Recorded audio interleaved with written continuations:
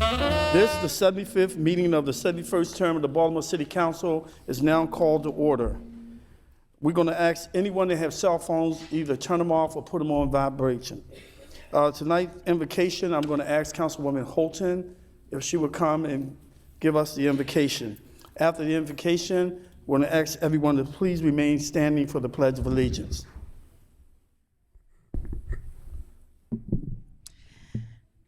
Let our hearts be humbled and heads bowed.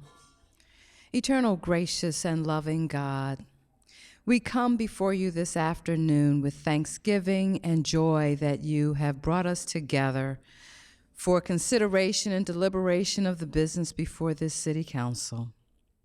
God, touch our hearts and our minds that we might make decisions that are not right in our eyes, but that are divinely inspired by your inspiration.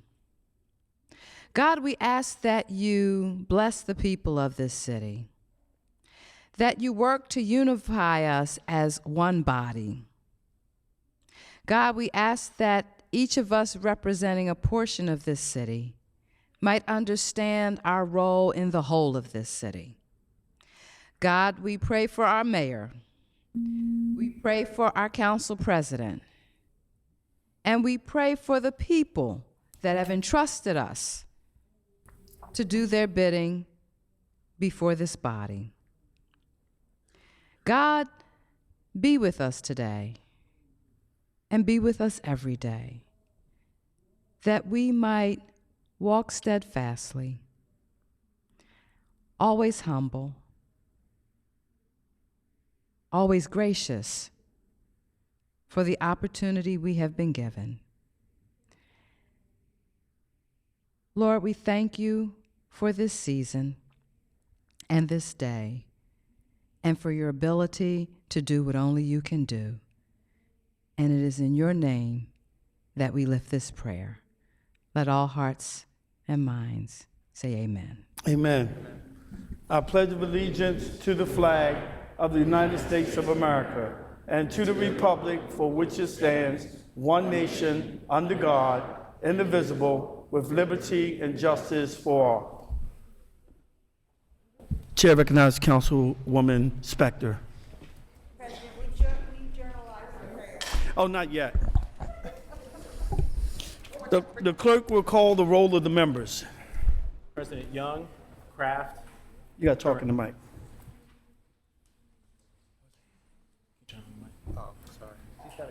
President Young, Kraft, Curran, Henry, Spector, Middleton, Holton. Got to go back. Look at the seats. They're not there. President Young, Curran, Henry, Middleton, Holton, Reisinger, Welsh, Costello, Branch, Clark. Mr. President, we have a quorum. Inspector. Mr. President, we have a quorum. Thank you. It is the council's custom to generalize the invocation. I ask for a motion to generalize the prayer. Motion by Councilwoman Spector, second by Councilman Henry. All those in favor of generalize the prayer say aye. Those opposed, nay. The ayes have it. The motion is adopted. Tonight's showcase Baltimore presentation, Ariel Nathans of Repair the World, Baltimore. Ariel is going to talk to us about the organization's work with educational and food justice. Welcome. Hi, thanks so much for having us. My name is Ariel Nathan. I am a Repair the World Fellow here in Baltimore City. Repair the World is a national Jewish nonprofit that does on-the-ground volunteer and organizing work in Baltimore, Pittsburgh, Philadelphia, and Detroit. I am a second-year fellow here in Baltimore City. I was here last year and elected, and Repair decided to keep me on for a second year, so I serve as team leader. So in addition to fellow responsibilities, I also serve as a peer mentor for incoming fellows. Repair the World Baltimore works in two different issue areas. We talk about we focus on education justice and food justice. And so there's 10 of us here in Baltimore. Each of us has a different partner organization around the city. I work with Living Classrooms, which some of you may have heard of. Living Classrooms does a variety of educational programming, after-school program, workforce development programs, and they also run a charter middle school called Crossroads, which is where I spend a majority of my time. Repair the World is really about engaging millennials, 18 to 35-year-olds, in service, in sustained, meaningful service. So we look to match people who want to be doing work with projects that they'll find meaningful and provide a context around it. We do that by hosting educational events, social events, all sorts of different programs to try and get people out and involved in their community. We work across communities, within communities, to build strong relationships to make service a defining and meaningful part of everyday life. Thank you. Thank you.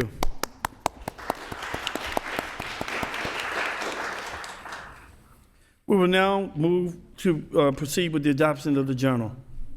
Mr. President, the journal of the proceedings from the October 6th City Council meeting is on the council members' desk. Is there a motion to approve the journal? Motion by Council Vice President Reisinger, second by Councilman Scott. All those in favor of adopting the journal say aye. Those opposed, nay. The motion carried. The journal is adopted. Bill signed by the mayor can be found on page 2 of the agenda. Bills to be introduced. City Council Bill 14-447, Baltimore City Landmark List, Public Interiors, City Hall Rotunda, ordinance for the purpose of designating the City Hall Rotunda, 100 North Holiday Street, as a historical landmark, public interior. Sponsor Henry, Young, Kraft, Middleton, Costello, Scott, Stokes, Holton, Clark, Reisinger. Please note that Councilman Welch, co-sponsor. Councilman Branch is a co-sponsor. Councilman Henry, you speaking to this? Chair recognizes Councilman Henry. Thank you, Mr. President. This year we are celebrating the 50th anniversary of Baltimore City's Commission on Historic and Architectural Preservation. And there will be a wonderful event tomorrow evening here at City Hall starting at 6 o'clock in the Rotunda of City Hall. And so partially to commemorate this wonderful event and partially just because it ought to be done, so this is a particularly good time to do it, we're going to be discussing tomorrow the fact that tonight we're introducing a bill to landmark the interior of City Hall, at least the portion that we know as the Rotunda. Was asked earlier today, didn't we already landmark City Hall? Well, we've landmarked the exterior of City Hall, but at that time, CHAP did not have the power to do interiors of buildings. Now that they have that ability, and we have started to landmark notable interiors around the city, for example, St. John's Church, the historic Senator Theater in the wonderful 4th District. We're also getting around to doing some of the other wonderful buildings that we have here. And so tomorrow we will talk about the fact that this bill has been introduced tonight, and my hope is that the Urban Affairs and Aging Committee is able to move forward expeditiously on hearing this bill so that we can celebrate its conclusion as quickly as possible. And I appreciate all of the co-sponsors. Please note that Councilman Kern is a co-sponsor. This has been assigned to the Urban Affairs and Aging Committee. City Council Bill 14-448, Natural Resources, Soil Erosion and Sediment Control, Delegation of Hearing Authority. Ordinance for the purpose of revising the provisions governing delegations of hearing authority and administrative appeals of soil erosion and sediment control matters to conform to the counterpart delegations authorized in appeals of floodplain management matters and in the appeals of the stormwater management matters, providing for a special effective date and generally relating to the administrative hearings related to soil erosion and sediment control. Sponsor Kraft, Young, Middleton, Costello, Scott, Stokes, Holton, and Reisinger. Chair recognizes Councilman Kraft. Thank you, Mr. President. Mr. President, this came to our attention during the corrective bill hearings, which we're going to vote on a little bit later this evening. But basically, the director of the Department of Public Works can conduct hearings within this section, or a hearing officer designated by the director. But under the scope of the delegation, right now, it says proposed findings of fact or conclusions or whatever, but it didn't say or final, and it should say proposed or final, and that was a correction that we wanted to make, but because of the single topic rule under the restrictions of what we can introduce, we weren't allowed to do it in the corrective bill, so we're introducing this bill that will fix that problem. Thank you, Mr. President. Thank you. Please note Councilman Kern and Councilman Welch as co-sponsors. This has been assigned to the Judiciary and Legislative Investigations Committee. Please note that Councilman Branch is also a co-sponsor. City Council Bill 14-449, Urban Renewal, Cold Spring Neighborhood Development Program Amendment. Ordinance for the purpose of amending the urban renewal plan for Coldstream Neighborhood Development Program to delete an existing land use and to add a new land use to the plan, to establish design standards for the land use, to remove certain language from the development objective, to delete the acquisition and clearance provisions from the plan, and to delete a certain exhibit from the plan, waiving certain content and procedural requirements, making the provisions of the ordinance severable, providing for the application of the ordinance in conjunction with other ordinances, and providing for a special effective date. Sponsor Middleton. Chair recognizes Councilwoman Middleton. Thank you, Mr. President. In short, this amendment is to allow multi-purpose use development and job creation in that area where the, I guess a familiar landmark is where the old Calvert Florist warehouse used to be, right there at West Cold Spring and Route 83. That area is slated for some major redevelopment, and this will allow that development to take place. Thank you. Thank you. This has been assigned to the Urban Affairs and Aging Committee. Resolution to be introduced. City Council Resolution 14-193R, November 1st, 2014, Maryland's 150th Emancipation Day. Resolution for the purpose of joining with all Marylanders and recognizing November 1st, 2014 as Maryland Emancipation Day and celebrating the 150th anniversary of this momentous day for our state's freedom and democracy. Sponsor Kraft, Young, Middleton, Costello, Scott, Stokes, Holton, Clark, Reisinger. Please note Councilman Henry, Councilman Kern, Councilman Mosby, Councilwoman Spector, Councilman Welch, and Councilman Branch as co-sponsors. Chair recognizes Councilman Kraft. Thank you, Mr. President. Mr. President, the year 1864 was a very important year here, not just in the state of Maryland, but in the history of our country. Lincoln's Emancipation Proclamation in 1863, as we all know, freed all the slaves in the slave states. Maryland was not one of the slave states, so slaves were not free here. In the fall, September 18th of 1864, the Maryland voters adopted its third constitution, and that third constitution became effective on November 1st. That constitution abolished slavery in the state of Maryland, so that day became Emancipation Day. And ever since then, for 150 years, it has been known as Emancipation Day, although it was officially designated that just this past year. The date was so important, Mr. President, that actually Lincoln himself said, upon hearing about the vote, which actually had been determined by absentee ballots, the soldiers sending their ballots in, he said, "Most heartily do I congratulate you and Maryland and the nation and the world upon this event. I had rather have Maryland upon that issue than have a state twice its size upon the presidential issue. It cleans up a piece of ground." And one of the journalists commenting about it said, "Anyone who has ever had to do with the cleaning up of a piece of ground, digging out vicious roots and demolishing old stumps, can appreciate the homely simile applied to Maryland, where slavery has just been cleaned up effectively." Mr. President, I would move to suspend the rules so that we can immediately adopt this resolution. Okay, it was motioned by Councilman Scott, second by Councilman Henry. All those in favor of suspending the rules for immediate adoption of this resolution, say aye. Those opposed, nay. The motion carried. The rules are suspended. Chair recognizes Councilman Kraft. Move immediate adoption. Second by Councilman Scott. All those in favor of adopting resolution 14-0193R, say aye. Aye. Those opposed, nay. The motion carried. This resolution is adopted. Thank you, Mr. President. Thank you. City Council Resolution 14-194R, informational hearing, non-therapeutic use of antibiotics in livestock.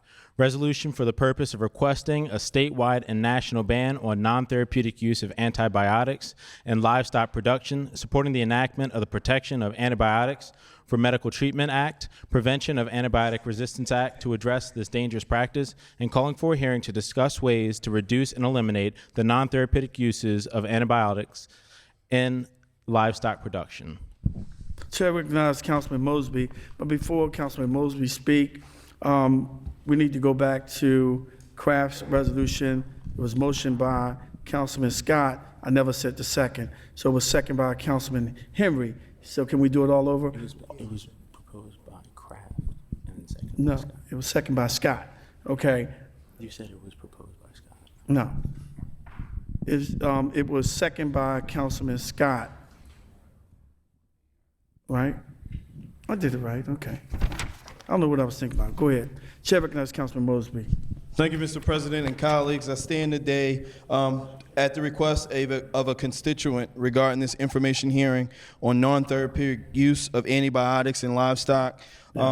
There's studies and statistics and advocacy groups that think that the current industry overutilizes antibiotics, which ultimately have negative consequences and impact on us as humans as we continue to talk about our environment, as we continue to talk about the food that we place in our bodies.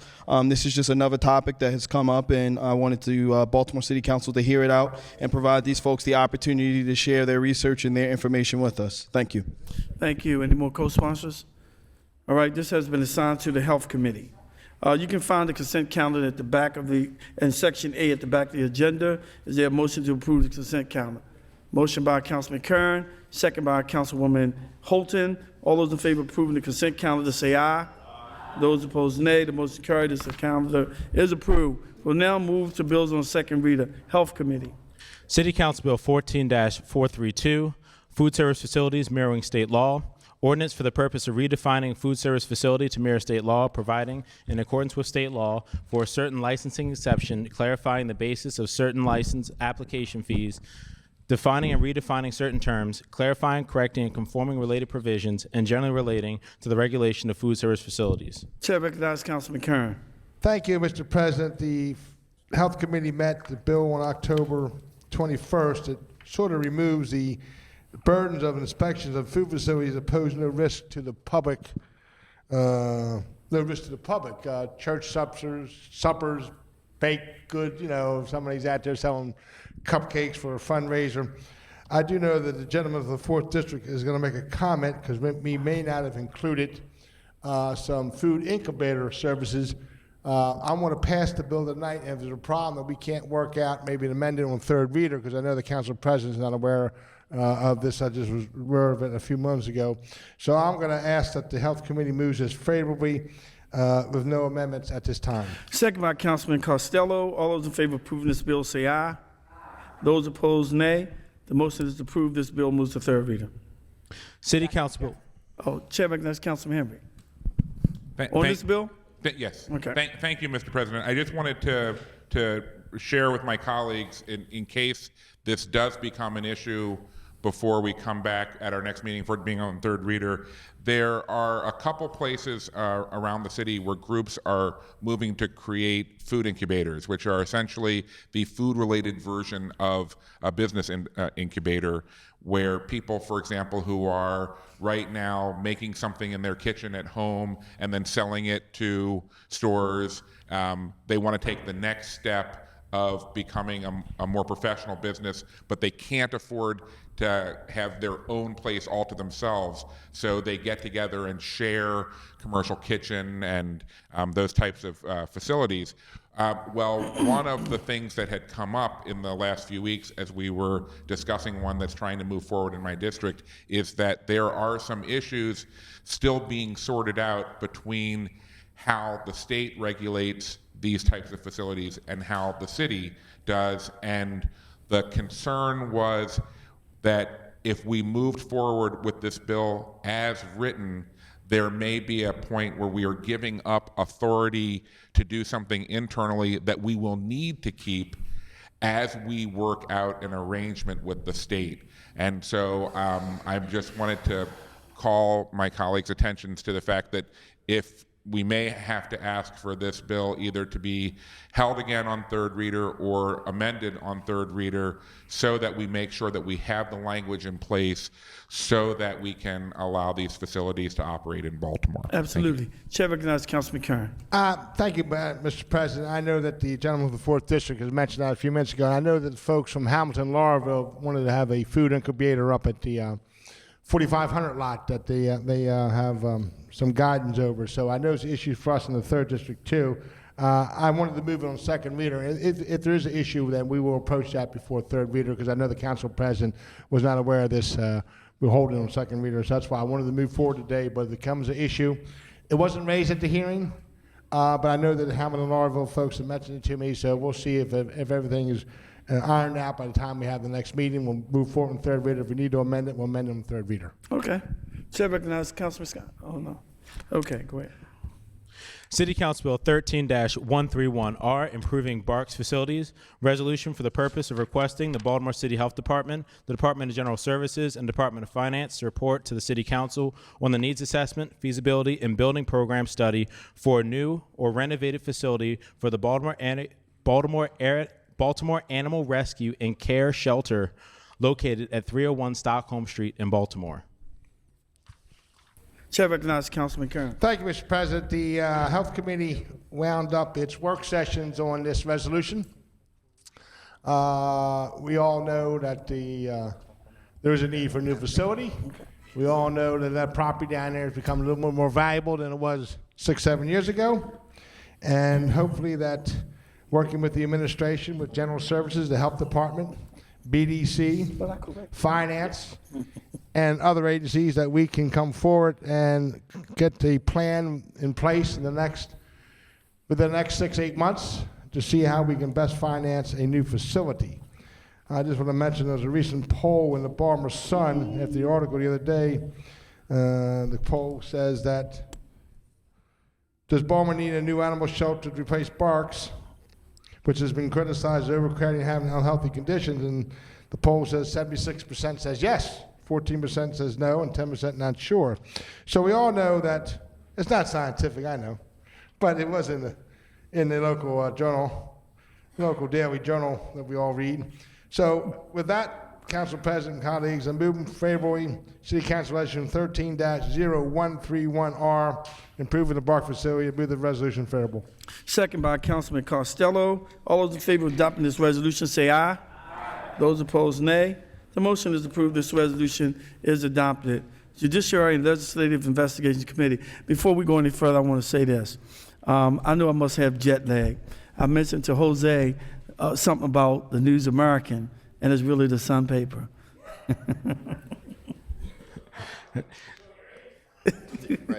City Council Bill 14-417, corrected Bill 2014, ordinance for the purpose of correcting certain technical errors and omissions in the city code, repealing certain obsolete, obsolescent, or otherwise preempted, suspended, or superfluous provisions, correcting, clarifying, and conforming certain language, and providing for a special effective date. Chair recognizes Councilman Kraft. Thank you, Mr. President. It's always nice to have music introduce me.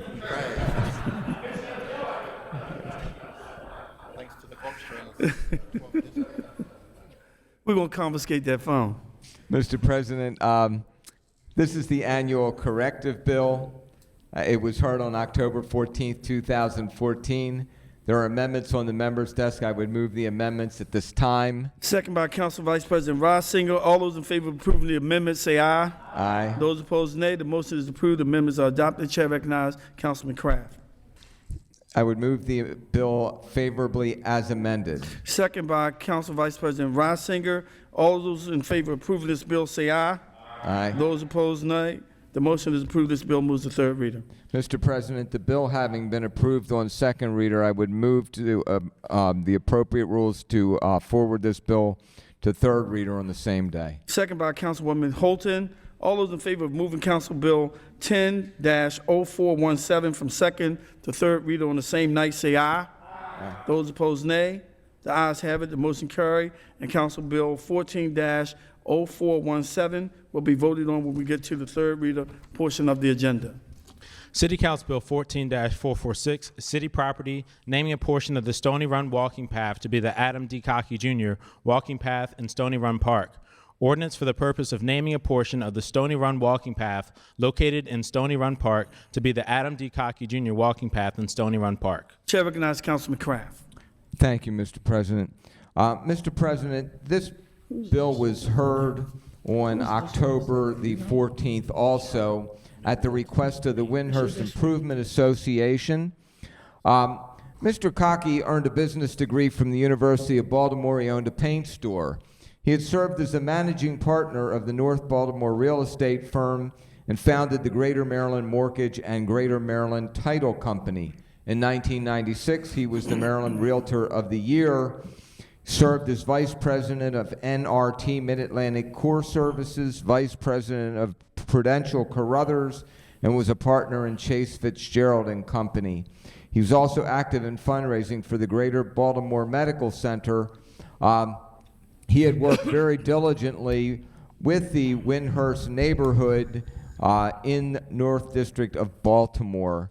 This is actually a photo of Mr. Cockey.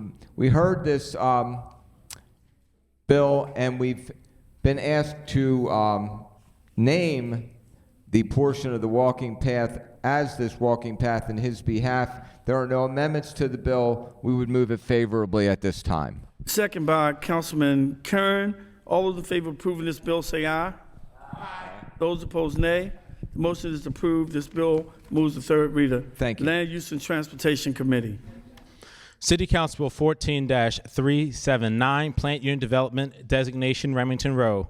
Ordinance for the purpose of approving the application of Miller Square LLC, Miller Square Retail LLC, and 211 West 28th Street LLC, their affiliates and assigns, who are either the developer, contract purchaser, potential owner, and/or owner of the area consisting of the properties listed in Exhibit 1 attached hereto and made part of this ordinance, together with the adjoining roads, highways, alleys, right-of-ways, and other similar property, to have the properties designated a business plant unit development, approving the development plan submitted by the applicant, and providing for a special effective date.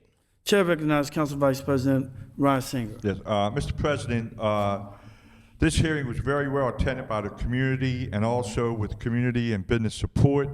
I move the finding of facts. Second by Councilwoman Clark. All those in favor of approving the finding of facts say aye. Aye. Those opposed, nay. The motion is approved. The finding of facts are adopted. Mr. President, there's amendments to this bill. The amendments are on my colleague's desk. I move the amendments. Second by Councilman Stokes. All those in favor of approving the amendments say aye. Aye. Those opposed, nay. The motion is approved. The amendments are adopted. Chair recognizes Council Vice President Mr. President, I move the bill favorable as amended. Second by Councilman Stokes. All those in favor of approving this bill say aye. Aye. Those opposed, nay. The motion to approve this bill moves to third reader. Thank you, Mr. President. Thank you. Third reader requiring invocation of Rule 12-1 for same-day advancement. City Council Bill 14-417, Corrective Bill 2014, for the purpose of correcting certain technical errors and omissions in the city code, repealing certain obsolete, obsolescent, or otherwise preempted, superseded, or superfluous provisions, correcting, clarifying, and conforming certain language, and providing for a special effective date. President Young, Kraft, Scott, Curran, Henry, Middleton, Mosby, Holton, Reisinger, Welsh, Costello, Branch, Stokes, Clark. This bill is approved. Third reader for final passage. City Council Bill 14-415, the Solid Waste Management Plan for Baltimore City, for the purpose of adopting a new solid waste management plan for Baltimore City, providing for a special effective date, and generally relating to solid waste disposal systems, solid waste acceptance facilities, and the systematic collection and disposal of solid waste. President Young, Kraft, Scott, Curran, Henry, Middleton, Mosby, Holton, Welsh, Reisinger, Costello, Branch, Stokes, Clark. This bill is approved. Committee announcements on this side. Chair recognizes Councilman Kraft. Wasn't quick enough, Bill. Thank you, Mr. President.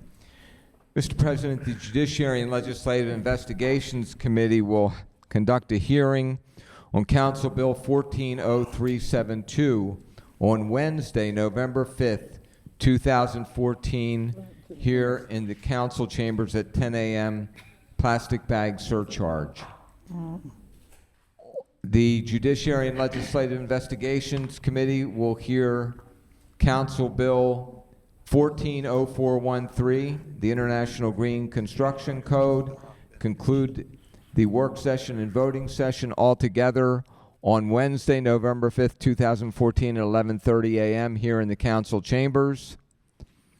And the Judiciary and Legislative Investigations Committee will reconvene to discuss proposed amendments, if any, and to have its voting session on Council Bill 140371, electronic smoking devices, on Wednesday, November 5th, 2014 at 1 p.m. The public hearing has been concluded on this bill. No public testimony will be taken. Thank you. Thank you. Chairman, Councilman Henry.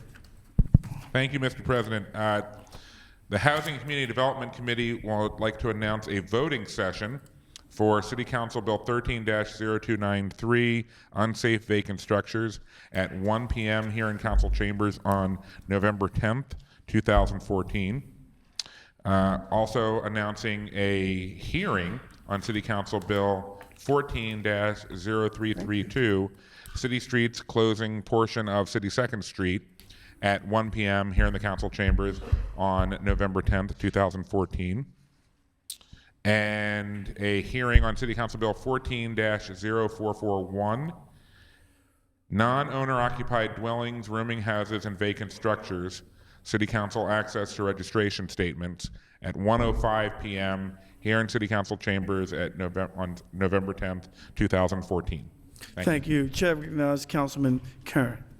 Thank you, Mr. President. The Health Committee of the Baltimore City Council will meet on November 18, 2014 at 1 o'clock p.m. in Duburn's Chambers of Hill City Council Ordinance 14-0442. It's the ordinance concerning animal control and protection impoundment reform for the purpose of deleting provisions allowing for the appeals of certain animal control decisions to the Circuit Court for Baltimore City by right, reducing the period in which an animal's owner must respond to a denial, suspension, or revocation of a license from 10 days to 5 days, removing the requirements that a new owner of an animal whose previous owner had had a license denied, suspended, revoked, live outside the city, clarifying the animal has, an individual has been clarifying the requirements for transferring an animal to a new owner. This is a hearing that will be done on November 18, 2014 at 1 o'clock p.m. in Duburn's Chambers. Additionally, the Health Committee of the Baltimore City Council will continue the work session for City Council Ordinance 12-0121. We've been working on this for a while. On November 25th, right before Thanksgiving, the Tuesday before Thanksgiving, City Council Ordinance 12-0121, an ordinance concerning food service facility, the public notice of inspection grades. We're going to get this bill done in some fashion, hopefully on November 25th, 2014, at 1 o'clock p.m.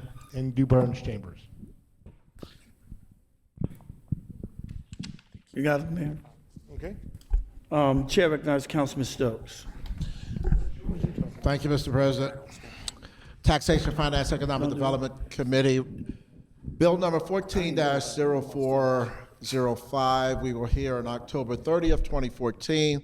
It's sale of property, 700 North Utah Street, for the purpose of authorizing the mayor and city council of Baltimore to sell it either public or private sale all of its interest in certain property known as 700 North Utah Street, Ward 11, Section 08, Block 500, Lot 009, are no longer needed for public use, and providing for a special effective date. Also, City Council Bill 14-0422, October 30, 2014, 10:05 here in Chambers. Sale of property, 5,000 Gwynn Oak Avenue, for the purpose authorizing the mayor and city council of Baltimore to sell it either public or private sale all of its interest in certain property known as 5,000 Gwynn Oak Avenue, Block 8308, Lot 001, and no longer needed for public use, and providing for a special effective date.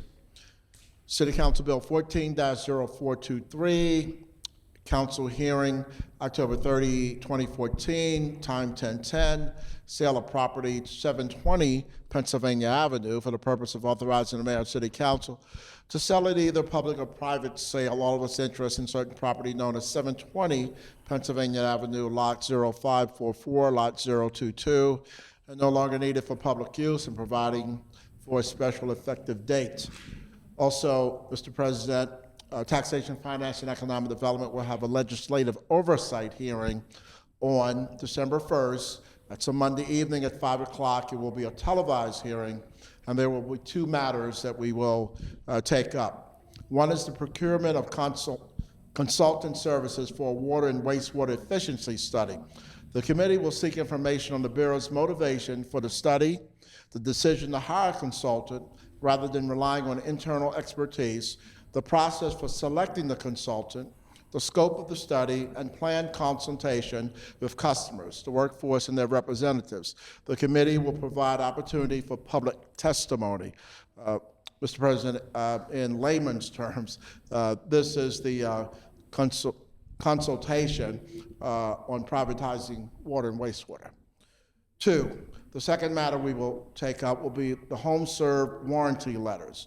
The committee will seek information on the circumstances that have led the Bureau to recommend private insurance, the appropriateness of recommending a single insurer, the legal relationship between the Bureau and the insurer, the process for selecting this insurer, the coverage provided, and the value to customers. Thank you, Mr. President. Thank you, Councilman. Committee announcement. Chair recognizes Councilman Branch. Any more committee announcements? Thank you, Mr. President. I move for the suspension of the appropriate rules to announce a public hearing. Second by Councilman Costello. All those in favor of suspended rules to announce a hearing, say aye. Those opposed, nay. The motion have it. Chair recognizes Councilman Branch. Thank you so much.